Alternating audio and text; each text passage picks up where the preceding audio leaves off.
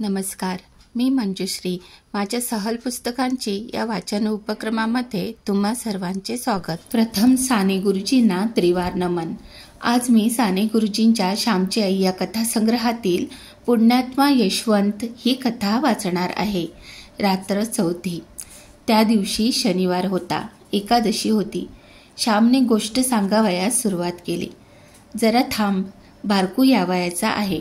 काल तो भाकर न खाताच आला होता. शिवा म्हणाला, तो पहा आलाच. ये बारकू ये, माझ्याजवळ बैस, असे म्हणून गोविंदाने बारकूस आपल्याजवळ बसविले. श्याम सांगू लागला. ते पावसाळ्याचे दिवस होते. कोकणातील पाऊस तो. मुसळधार पाऊस ओतत होता. जिकडे तिकडे पाण्याचे लोट खळखळाटत वाहत होते. पावसातून डोक्यावर इरली घेऊन कुडकुडत आम्ही शाळेत गेलो. त्यावेळेस कोकणात छत्र्या फार बुकाळल्या नव्हत्या. इरली फारच सुंदर व साधी असतात. आमचा धाकटा भाऊ जरा आजारी होता, म्हणून तो आमच्याबरोबर शाळेत आला नाही. दादा व मी शाळेत गेलो. आम्ही शाळेत गेलो, परंतु घरी यशवंताचे दुखणे एकाएकी वाढले. तो 2 दिवस नालगुदाने आजारी होता, परंतु ते दुखणे बरे झाले होते. दुसरेच दुखणे उत्पन्न झाले. पहाटे त्याचे पोट दुखण्याचे निमित्त झाले. पोट जास्त दुखू लागले. पोट फुगू लागले. त्याला शौचास होईना व लघवीसही होईना. खेड्यात कुठला डॉक्टर कुठला एनिमा. घरगुती उपाय चालले होते. आमचा गडी गोविंदा आम्हा शाळेत बोलिवण्यासाठी आला. अण्णा, दादा अशी यशवंता आमची आठवण करीत होता. आम्ही शाळेतून घरी आलो तर कितीतरी गर्दी. गावातील काही वैद्य आले होते. पितांबरभाई, कुशाप्पा आले होते. माझा भाऊ गडाबडा लोळत होता.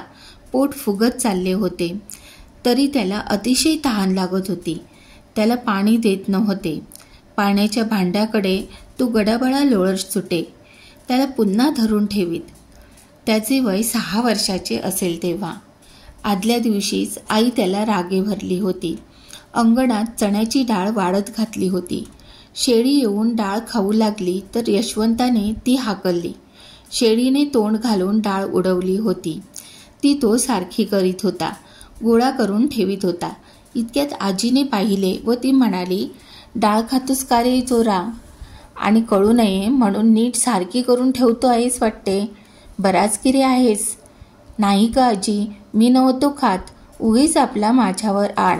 रडकुंडीला येऊन यशवंता म्हणाला. घरात आई सांधे दुखण्याने त्यावेळेस आजारी होती. तिला चालता येत नसे. ती फार अशक्त झाली होती. खोलीत पडलेली असे. यशवंता आत आईजवळ गेला. तो आईही त्याला रागे भरली. डाळ खात होतस का रे? कितीदा सांगितले वस्तूस हात लावू नये म्हणून. आई, मी देवाशपथ नाही हो खाल्ली डाळ. का सारी जण मला बोलतात? असे म्हणून यशवंत बाहेर गेला व काळांब्याखाली रडत बसला. आदल्या दिवशीचा तो प्रकार. परंतु आता तर यशवंता मरणाच्या दारी पडला होता. सत्याची परीक्षा मरणाच्या दरबारात होत असते. यशवंता निकाल मागण्यासाठी का देवाकडे निघाला? इतके का त्याच्या मनास ते लागले? यशवंत वाचणार नाही असे वाटले. 9च्या सुमारास तर जास्तच झाले दुखणे. आई, मला ठेवा, तो क्षीण आवाजात म्हणाला. माझ्याजवळ आहेस पाळतो, आई म्हणाली. अशक्त व आजारी आईने मरणोन्मुख यशवंताचे डोके मांडीवर घेतले होते. तिच्या डोळ्यात पाणी आले होते.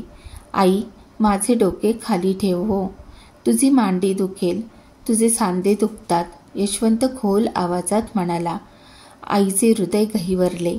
नाही हो बाळ दुखत सांधे, मला काही होत नाही. मुलाच्या दुखण्यापुढे आईचे दुखणे टिकत नाही हो. मुलाला बरे करण्यासाठी आईला अंगात नसलेली शक्ती येते. माझी मांडी नाही हो दुखत. तुलाही माझ्या मांडीची हाडे खुपत असतील, आई म्हणाली. आईकडे शेवटच्या प्रेमळ दृष्टीने बघत तिचा हात हातात घेऊन यशवंत म्हणाला. आई, तू आपली माझ्याजवळ बस, म्हणजे पुरे. तू जवळ असलीस म्हणजे झाले. यशवंताचा एक एक शब्द आईच्या व आम्हा सर्वांच्या हृदयात खरे पाडीत होता. आईला आदल्या दिवशीची आठवण झाली. भरून आले तिचे डोळे. भरून आला ऊर. तिने एकदम त्या मरणोन्मुख बाळाचे चुंबन घेतले. त्या म्लान होणाऱ्या मुखकमलावर अश्रुसिंचन केले. ते पहा, प्रेमळ डोळे यशवंताने उघडले व आईकडे परमभक्तीने व प्रेमाने त्याने पाहिले. त्यानंतर थोडा वेळ गेला व तो आमचा यशवंत रामराम म्हणत आम्हास सोडून गेला. आई नेहमी म्हणायची, यशवंत पुण्यात्मा होता म्हणून तो एकादशीच्या दिवशी देवाकडे गेला. लहानपणी आम्ही आकाशाकडे पाहत असू व तो तारा यशवंताचा असेल असे एकमेकास दाखवून म्हणत असू. पुण्यात्माचे आकाशात तारे होतात असे वडील आम्हाला सांगत. आम्हालाही ते खरे वाटे. आज यशवंत नाही व आईही नाही, परंतु त्या मरण प्रसंगीचे खरे उभयतांचे प्रेम ते अमर आहे. असा थोर भाऊ व अशी थोर माता मला मिळाली होती. या विचाराने मला धन्यता वाटते. त्यांच्या नखाची सर मला नाही, मी पामरकिडा. परंतु माझ्यातही काही चांगुलपणा, काही प्रेम असेल तर त्याचे श्रेय त्या मातृनिष्ठ भावास व मुलांच्या शिलास जपणाऱ्या त्या थोर मातेस आहे. अशी आई व असे भाऊ लाभावयाला पूर्वसुकृतच लागते. बहुता सुकृतांची जोडी पदरी असावयास हवी. सत्संगती लाभावयास जशी पुण्याई लागते त्याप्रमाणे थोर माता पित्रे, थोर भावंडे मिळावयासही पुण्याई लागते. परंतु माझी असेल मला वाटत नाही.